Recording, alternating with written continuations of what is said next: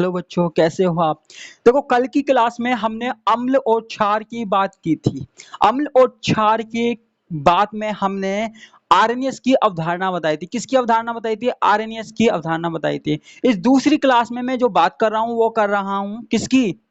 Bronsted लोरी की अवधारणा या ब्रोंस्टेड लोरी सिद्धांत। ब्रोंस्टेड लोरी थ्योरी। या देखो, अगर आपने आरएनएस की अवधारणा पढ़ी है तो ये ध्यान से देखना। देखो, दोनों मोस्ट है, ठीक है। देखो, सबसे पहली बात, बिल्कुल सिंपल सी बात इसमें क्या है, जो ब्रोंस्टेड लोरी ने बताया, उन्होंने सिर्फ क्या लिया? H प्लस आयन लिया। H प्लस आयन लिया। उन्होंने क्या बोला?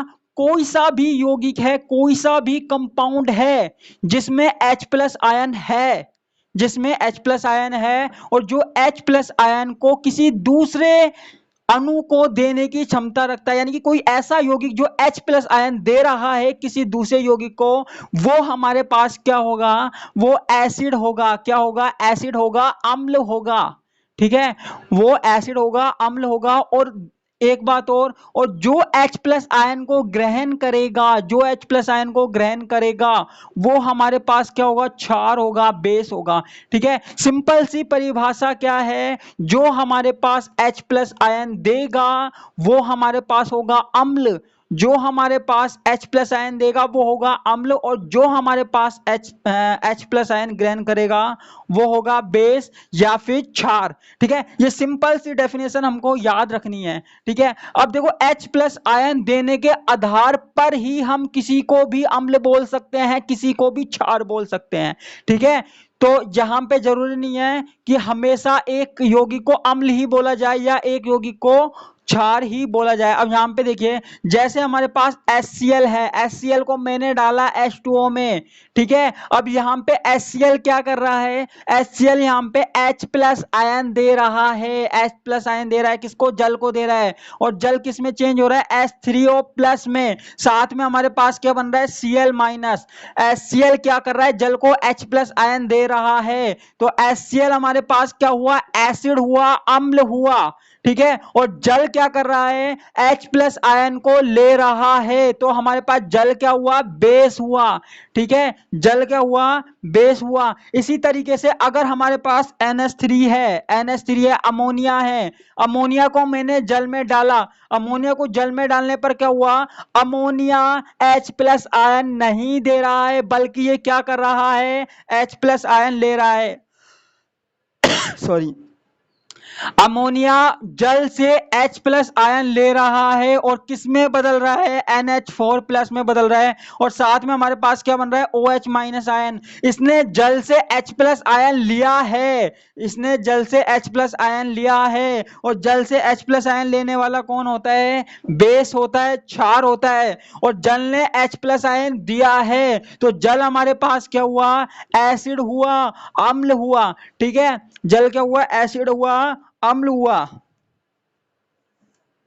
ठीक है। अब देखो, ब्रोंस्टेड लोरी ने एक कंसेप्ट और दिया कॉन्जुगेट का, कॉन्जुगेट का, कॉन्जुगेट कंसेप्ट या समयुग्मित अवधारणा, ठीक है। अब ये क्या होती है? ये होती है, देखो, अब हमारे पास HCl है, एसिड है, अम्ल है, इसने अपना H प्लस आयन दे दिया, ठीक है। H प्लस आयन दे दिया, तो H प्लस आयन देने के बाद ये तो किस में चेंज हो जाएगा? बेस में चेंज हो जाएगा, बेस में चेंज हो जाएगा। और जो बेस था वो किस में चेंज हो जाएगा? एसिड में, क्योंकि जिस H प्लस आयन के कारण HCl अम्लीय व्यवहार दिखा रहा था, वो H प्लस आयन अब जल के पास है, वो जल के पास है, इसलिए जल हो जाएगा, H प्लस आयन हो जाएगा, ठीक है। तो इसी को ही हम क्या बोल रहे हैं? समयुग्मी बोल रहे हैं, समयुग्मी बोल रहे हैं, कॉन्जुगेट बोल रहे हैं। यानी कि जो ये HCl है, HCl का समयुग्मी कौन हो गया? क्लोरीन हो गया। HCl अम्ल का समयुग्मी क्षार कौन हो गया? क्लोरीन हो गया। तो समयुग्मी अम्ल क्षार की अवधारणा, ठीक है, यानी कि इस क्षार का समयुग्मी कौन हो गया? H3O+ हो गया। ऐसे ही हमारे पास NH3 किस में चेंज हो गया? NH4 में चेंज हो गया, जो कि हमारे पास क्या है? एसिड की तरह बिहेव करेगा। तो NH3 का समयुग्मी कौन हो गया? NH4+ हो गया। और H2O का समयुग्मी कौन हो गया? OH- हो गया, OH- हो गया, ठीक है। तो ये आपस में क्या हो गया? समयुग्मित अम्ल और क्षार की अवधारणा होगी, ठीक है। और इस अवधारणा से, ठीक है, ये समयुग्मी पेयर हो गए। इस अवधारणा से हम किसी भी चीज की व्याख्या कर सकते हैं, किसी भी चीज की व्याख्या कर सकते हैं, ठीक है। ये आपको समझ में आ गया होगा, समयुग्मी अम्ल और क्षार। अब देखो, यहां पे कुछ यौगिक ऐसे होते हैं जो अम्ल और क्षार दोनों की तरह बिहेव करते हैं। वो एसिड की तरह भी बिहेव करते हैं और बेस की तरह भी बिहेव करते हैं। एसिड भी behave like a acid and behave like a base. लेकिन किस कंडीशन में करते हैं, किस स्थिति में करते हैं? जब जरूरत होती है, जब जरूरत होती है तब वो ऐसा करते हैं, ठीक है। ऐसे कौन से उदाहरण है? ऐसे जैसे हमारे पास है H2O, वाटर मॉलिक्यूल, जल, ठीक है। जब मैंने इसको HCl के साथ लिया तो ये HCl से H+ आयन लेने की क्षमता रख रहा है, ठीक है, क्योंकि H+ आयन इसको H+ आयन देता है, HCl इसको H+ आयन देता है। और जब इसकी क्रिया मैंने किससे करवाई, किसके साथ करवाई? NH3 के साथ। तो NH3 इसको H+ आयन नहीं देता है बल्कि ले और लेता है, ठीक है। तो जब ये H+ आयन देगा तो इसको हम बोलेंगे एसिड, एसिड। और जब ये H+ आयन देगा तो इसको हम बोलेंगे क्या? सॉरी, हाँ, जब ये H+ आयन देगा, जब एसिड, और जब H+ आयन लेगा तब बोलेंगे इसे बेस। इसको ही हम किसका बोलते हैं? जल का दोहरा व्यवहार बोलते हैं। उभय प्रोटोनिक विलायक हो सकता है, बोल सकते हैं हम इसको, ठीक है। तो मैंने आपको ये दो सरल सरल से एग्जाम बताए, उभय प्रोटोनिक कहा जाता है, ठीक है। तो एक बात याद रखनी है, एक बात क्या याद रखनी है? केवल H+ आयन के स्थानांतरण के कारण कोई अम्ल या कोई क्षार चेंज हो जाते हैं। अब जैसे ये CH3COH है, अब इसके पास क्या है? H+ आयन है, कुछ एसिडिक व्यवहार दिखा रहा है ये, क्योंकि H+ आयन है, ये अम्ल है। अब ये H+ आयन को अगर निकाल दे बाहर तो ये क्या रह जाएगा? केवल CH3CO- रह जाएगा, जो कि क्या बन जाएगा? क्षार बन जाएगा, बेस बन जाएगा। तो एक बात याद रखनी है कि कोई भी अम्ल या क्षार, कोई भी अम्ल या क्षार, कोई भी एसिड या बेस चेंज हो सकते हैं, चेंज हो सकते हैं। किसमें चेंज हो सकते हैं?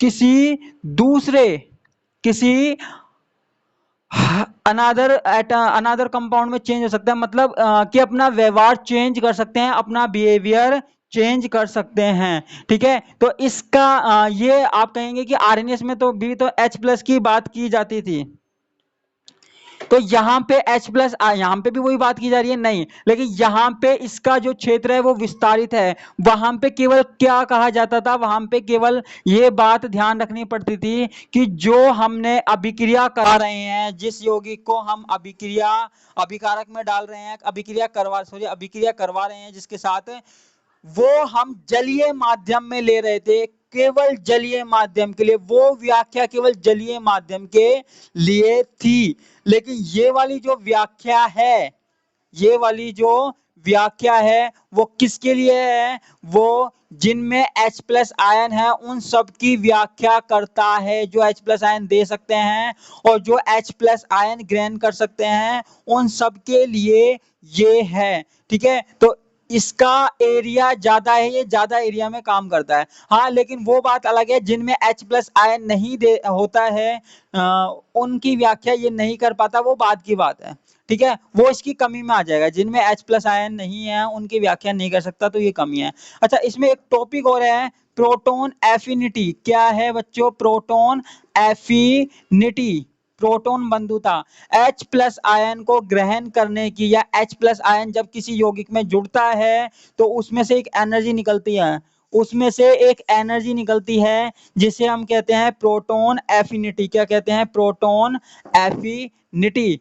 ठीक है, तो ये प्रोटॉन एफिनिटी के बारे में मैंने पहले ही एक लेक्चर में बता चुका हूं, मैंने परसों वाले लेक्चर में बताया था, तो उस वाले लेक्चर को चेक करना प्रोटॉन एफिनिटी का।